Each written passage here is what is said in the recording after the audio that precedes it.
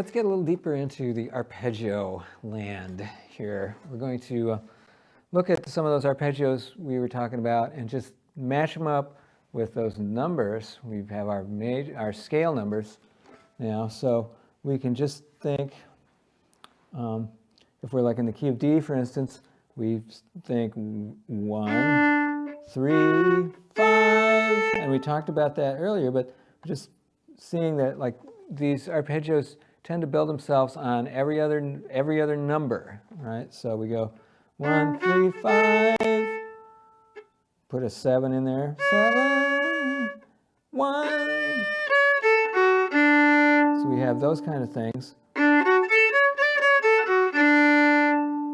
And then we can walk up.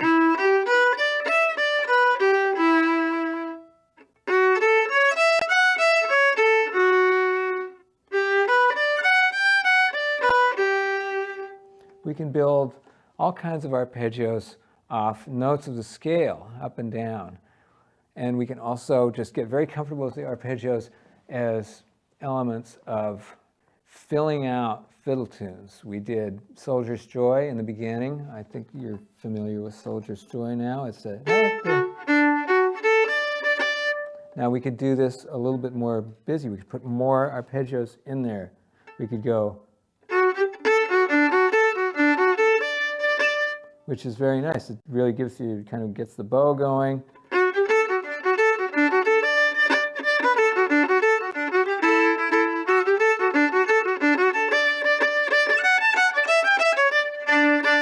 Again, little arpeggios on the last part. We're just walking those arpeggios down. Right? That's 1, 3, 1, 3, and then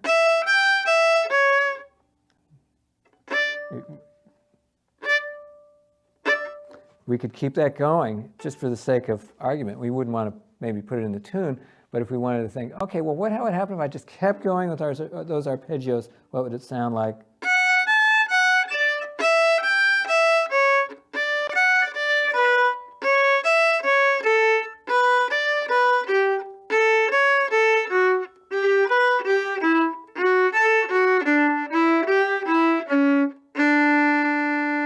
We're just playing little baby arpeggios walking down through a D major scale. What's cool about just the way the violin works is that this turns out to be almost always just like, if we're talking about our finger numbers, 1, 3, 1, 3, open 2, 3, 1, 3, 1, 2, open, 2, open.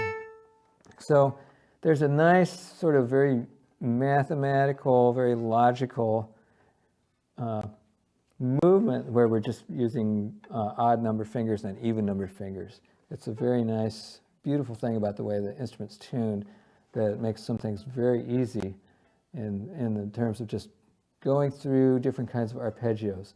So that's definitely something you could like go back to Soldier's Joy and dress up your Soldier's Joy by putting in those extra arpeggios again.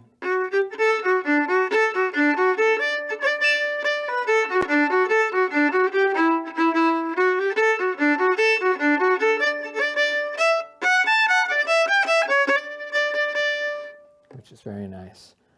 So there's so many tunes that use arpeggios, and another great tune that gets played a lot in bluegrass, and it's also very popular in Texas fiddling, is called Gray Eagle. And of course, in Texas style fiddling, Gray Eagle has about 10, 11 different parts that cycle through, and maybe there's some improvisation on it. In bluegrass, usually it's played with just 2 parts, sometimes more, but I'd just like to show you a couple of the parts of Gray Eagle which use some of that arpeggio stuff. So Gray Eagle is an A. There's actually the A part, the first part kind of goes down. It goes between on those bottom 3 strings. So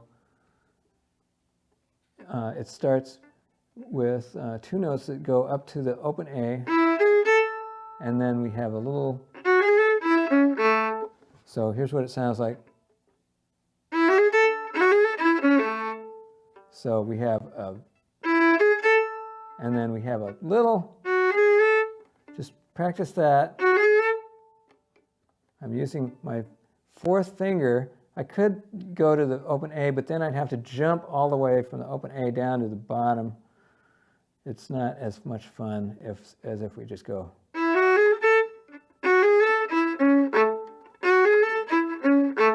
That's a great lick, and you'll probably use that in other tunes and as sort of a solo thing later on. So let's just look at that again.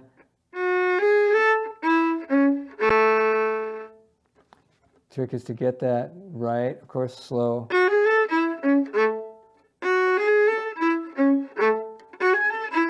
So all 3 notes are in a, try it as an up bow and 1 up bow, and then it all comes down right, down bow. So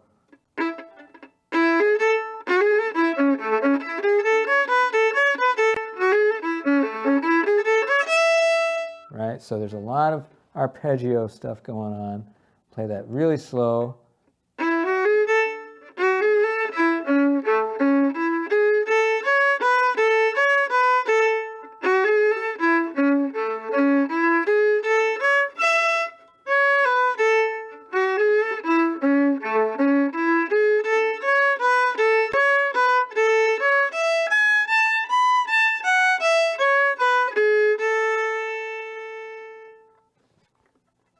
So that is the first part of Gray Eagle.